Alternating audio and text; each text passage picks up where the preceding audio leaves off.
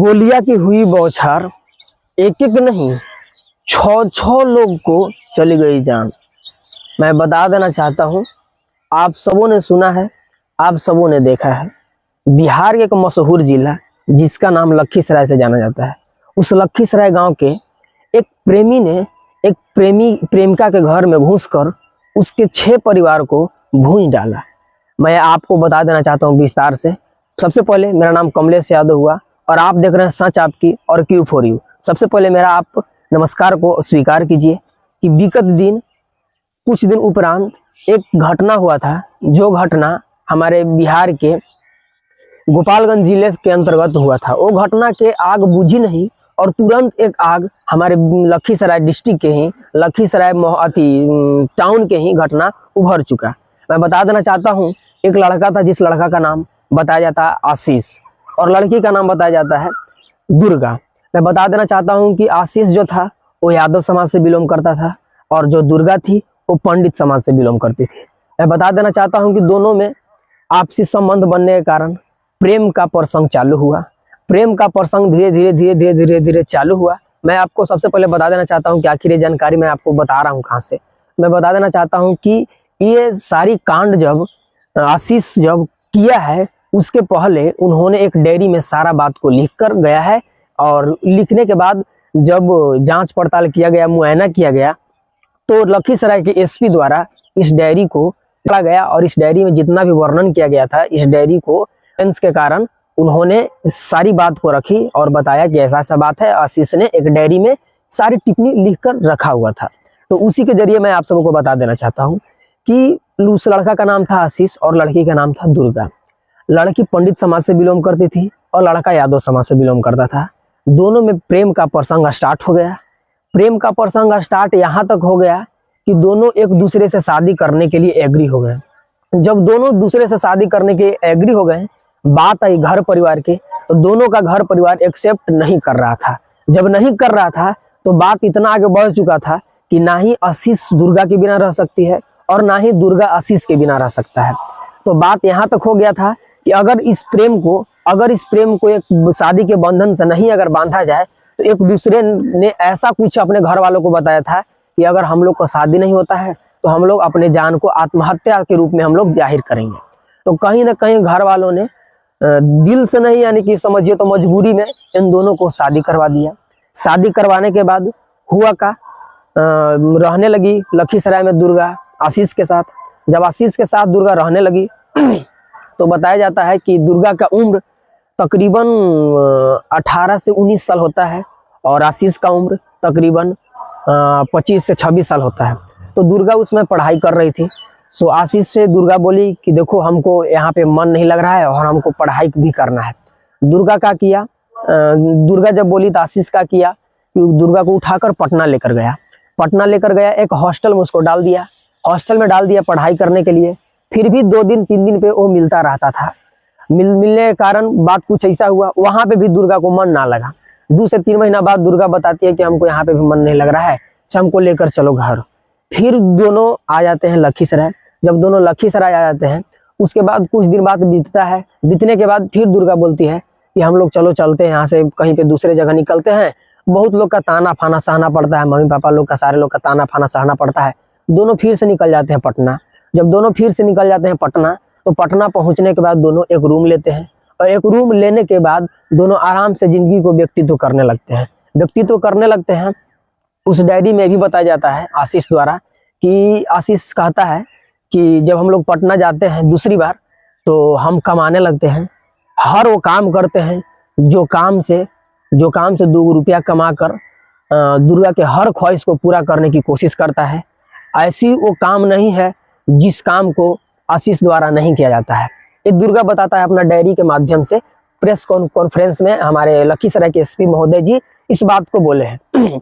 मैं बता देना चाहता हूं कि जब दोबारा दोनों पटना जाते हैं, तो पटना जाने के क्रम में दोनों आपस में मिलजुल कर रहने लगते हैं और एक डेरा लेकर रहने लगते हैं, एक रूम लेकर रहने लगते हैं। बात ऐसी होती है कि कुछ दिन उपरांत एक शॉप में दुर्गा के दुर्भाग्य कारण एक जॉब लग जाता है। जब जॉब लग जाता है और दुर्गा के तकरीबन 25 से 30 हज़ार सैलरी मिलने लगता है। उसके बाद कुछ दिन बीतता है। कुछ दिन बीतने के बाद दुर्गा को उसी शॉप के एक लड़का से मोहब्बत हो जाता है। उस लड़का से जब मोहब्बत हो जाता है, उस लड़का का घर भागलपुर बताया जाता है। दुर्गा कुछ दिन बाद उस लड़का से चैटिंग करने लगता है, बात करने लगता है। कहीं ना कहीं एक दो बार आशीष द्वारा इस चीज को देख लिया गया।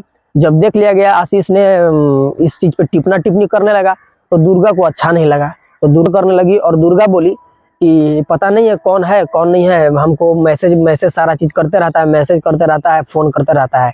तो दुर्गा बोला, आशीष बोला कि जब ऐसी बात है तो इसको चलो हम लोग कंप्लेन करते हैं, थाना में कंप्लेन कर देते हैं, FIR कर देते हैं। दुर्गा इग्नोर कर दिया। कुछ दिन बाद और बीतता है। खुलेआम एक दिन वीडियो कॉल पे अश्लील तरीके से बात करते हुए दुर्गा को, जो लड़का से शॉपिंग वाले लड़का से प्यार होता है, भागलपुर का जो लड़का है, उसका चंदन नाम बताया जाता है, उससे जब प्यार होता है, उस समय आशीष जब देखता है दुर्गा को वीडियो कॉल पे, रंगे हाथ जब पकड़ता है, पकड़ने के बाद इसका शक और मजबूत हो जाता है।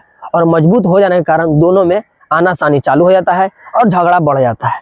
बढ़ जाने के कारण दुर्गा को लेकर आशीष तुरंत वहां से एक दो दिन उपरांत वहां से लखीसराय फिर से आ जाता है। जब लखीसराय आता है, तो मामला होता क्या है, उसके घर वालों के सारे चीज बताता है। बताने के बाद एक दो दिन 4 दिन दोनों में बात विचार बंद रहता है झगड़ा के कारण। जब बात विचार बंद रहता है झगड़ा के कारण, उसके बाद दुर्गा चली जाती है भागलपुर चंदन से मिलने के लिए। जब चली जाती है तो आशीष जब देखता नहीं है तो इसको बेचैनी लेता है। जब बेचैनी लेता है तो फोन करता है दुर्गा को, कहाँ गई है। तो दुर्गा बताती है कि हम अपने मामू के यहाँ आए हुए हैं 2-4 दिन के लिए, से फिर हम आ जाएंगे। जब आशीष को शक पहले से ही जाहिर था, आशीष जब दुर्गा के माता पिता से पूछते हैं कॉल लगाकर कि ऐसी बात है, दुर्गा बोल रही थी कि हम मामा के यहाँ आए हुए हैं भागलपुर, तो सही बात है। तो दुर्गा के माता जी द्वारा बताया जाता है कि ना कोई मेरा भाई वहाँ रहता है और ना कोई मेरा वहाँ रिलेशन है। तो अब तो और शक 110% हो जाता है दुर्गा के ऊपर आशीष का। जब हो जाता है उसके बाद वो आती है। आने के बाद दोनों में कानासानी स्टार्ट हो जाता है। जब दोनों में कानासानी स्टार्ट हो जाता है, दोनों में झगड़ा बढ़ जाता है।